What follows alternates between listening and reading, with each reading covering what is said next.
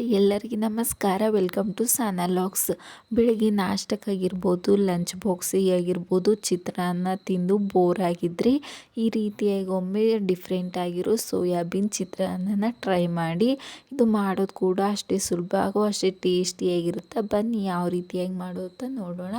ಮೊದಲಿಗೆ ಗ್ಯಾಸ್ ಮೇಲೆ ಒಂದು ಪಾತ್ರೆನ ಇಟ್ಕೊಂಡು 1.5 ಗ್ಲಾಸ್ ಆಗೋಷ್ಟು ನೀರನ್ನ ಸೇರಿಸ್ಕೊತಾ ಇದ್ದೀನಿ. ನೀರು ಕಾದಾದ ನಂತರ ಇದಕ್ಕೆ ಸ್ವಲ್ಪ ಸೋಯಾನ ಸೇರಿಸ್ಕೊತಾ ಇದ್ದೀನಿ.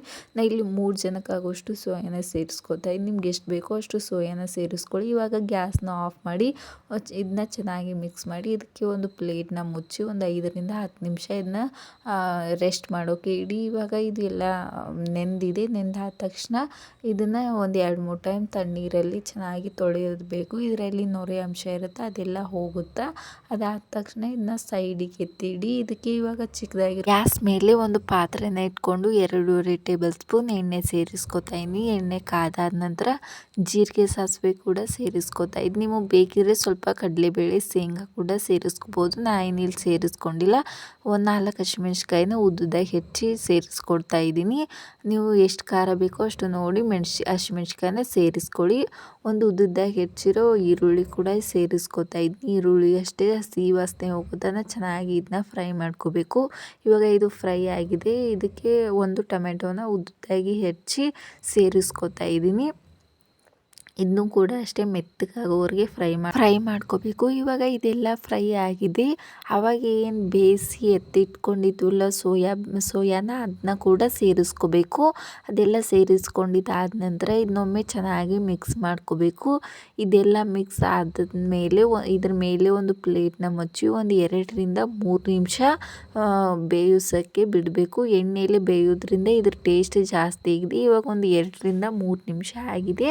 ಪ್ಲೇಟ್ನ ತೆಗೆದು ಇನ್ನೊಮ್ಮೆ ಚೆನ್ನಾಗಿ ಮಿಕ್ಸ್ ಮಾಡಿಕೊಂಡು ಇದಕ್ಕೆ ರುಚಿಗೆ ತಕ್ಕಷ್ಟು ಉಪ್ಪನ್ನ ಸೇರಿಸ್ಕೊತಾ ಇದ್ದೀನಿ. ಅನ್ನದಲ್ಲಿ ಉಪ್ಪಿರುತ್ತೆ, ಉಪ್ಪನ್ನ ನೋಡಿ ಸೇರಿಸ್ಕೊಳ್ಳಿ. ಸ್ವಲ್ಪ ಅರಿಶಿನ ಕೂಡ ಸೇರಿಸ್ಕೊತಾ ಇದ್ದೀನಿ. ಸ್ವಲ್ಪ ಗರಂ ಮಸಾಲ ಕೂಡ ಸೇರಿಸ್ಕೊತಾ ಇದ್ದೀನಿ. ಗರಂ ಮಸಾಲ ನೀವು ಬೇಕಿದ್ರೆ ಸೇರಿಸ್ಕೊಳ್ಳಿ, ಇಲ್ಲ ಅಂತಂದರೆ ಸ್ಕಿಪ್ ಮಾಡಿ.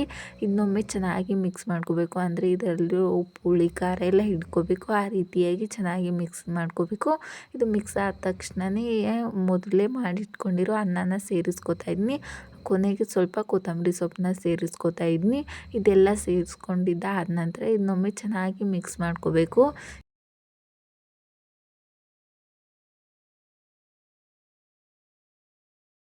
ಎಲ್ಲ ಮಿಕ್ಸ್ ಆಗಿದೆ. ಇದಕ್ಕೆ ಒಂದು ಅರ್ಧ ಹೋಳಾಗೋಷ್ಟು ನಿಂಬೆ ಹಣ್ಣಿನ ರಸನ ಸೇರಿಸ್ಕೊತಾ ಇದ್ದೀನಿ. ಇದೆಲ್ಲ ಸೇರಿಸ್ಕೊಂಡಿದ್ದ ನಂತರ ಇನ್ನೊಮ್ಮೆ ಸ್ವಲ್ಪ ಕೊತ್ತಂಬರಿ ಸೊಪ್ಪನ್ನ ಸೇರಿಸ್ಕೊಂಡ್ರೆ ಸೋಯಾಬೀನ್ ಚಿತ್ರಾನ್ನ ರೆಡಿ ಆಗುತ್ತೆ. ಇದು ಮಾಡೋದು ಕೂಡ ಅಷ್ಟೇ ಸುಲಭ ಹಾಗೂ ಅಷ್ಟೇ ಟೇಸ್ಟಿಯಾಗಿರುತ್ತೆ. ನೀವು ಕೂಡ ಒಮ್ಮೆ ಟ್ರೈ ಮಾಡಿ. ಬನ್ನಿ ಇವಾಗ ಇದನ್ನ ಸರ್ವ್ ಮಾಡ್ಕೊಳ್ಳೋಣ. ಇದನ್ನ ಬಿಸಿ ಬಿಸಿ ಇರುವಾಗಲೇ ತಿನ್ಬೋದು. ಇಲ್ಲ ಅಂತಂದರೆ ಇದು ಕೋಸಂಬರಿ ಜೊತೆ ಸಖತ್ ಕಾಂಬಿನೇಷನ್ ಅಂತಲೇ ಹೇಳ್ಬೋದು. ನೀವೇ ನೋಡಿದ್ದೀರಲ್ವ, ತುಂಬ ಸಿಂಪಲ್ ಆಗಿರೋ ಅಷ್ಟೇ ಟೇಸ್ಟಿಯಾಗಿರೋ ಸೋಯಾಬೀನ್ ಚಿತ್ರಾನ್ನನ ಯಾವ ರೀತಿಯಾಗಿ ಮಾಡೋದು ಅಂತ. ಈ ವಿಡಿಯೋ ನಿಮ್ಗೆ ಇಷ್ಟ ಆಗಿದ್ದರೆ ಲೈಕ್ ಮಾಡಿ, ಶೇರ್ ಮಾಡಿ ಆ್ಯಂಡ್ ಸಬ್ಸ್ಕ್ರೈಬ್ ಮಾಡಿ ಆ್ಯಂಡ್ ಸಪೋರ್ಟ್ ಮಾಡಿ. Thank you.